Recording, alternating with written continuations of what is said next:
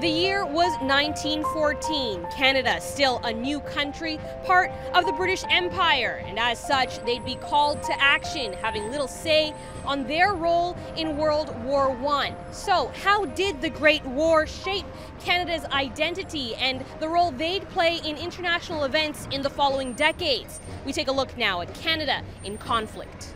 The First World War was a searing experience for Canada. Given the small population and the enormous undertaking to raise and equip this force. 424,000 soldiers, 60,000 casualties. What these guys went through was horrible, and it was extraordinary. But in the end, World War I would leave Canada on the map, earning the country some independence, no longer just a piece of the British Empire. And the young nation would also be impacted both economically and socially. We emerge as one of the greatest producers of wheat, for example, for the international economy. It takes these social elements that were already there in Canadian society and accelerates them as well towards social welfare, social reform, women's rights. The First and Second World War gave our country its first real chance to flex its military muscles. It would soon earn its reputation as a peacekeeper, but that role would diminish in the 90s as the nature of peacekeeping changed with the end of the Cold War. The possibilities for a Canadian contribution have changed.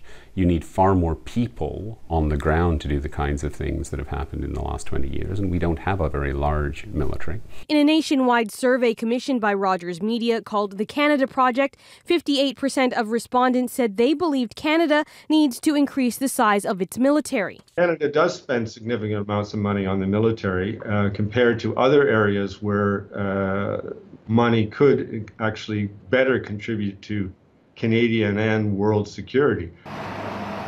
In early June, the feds announced $62 billion in new military spending over the next 20 years. There's at least some political appetite for maintaining it and growing it slightly over the next 20 years to allow Canada to retake a bit of the leadership in particularly UN and other multilateral operations that we might have lost over the last 20 years. But Canada has been playing its part in major crises like Syria.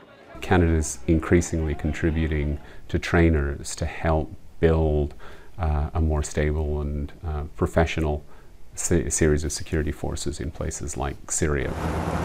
For now, the role our military will play in the coming years remains somewhat unclear, thanks to politics south of the border. We will make America great again. We've been lucky. We've been able to rely on the United States to take the lead when things get particularly messy in most places around the world. The suggestion at the moment is that that may no longer be the case, and we really don't know what that's going to look like. As much as the U.S. has been an ally to Canada, interestingly, the Canada Project survey found that 75% of Canadians want to see Canada increase security along the U.S. border. Janelle Amasa, City News.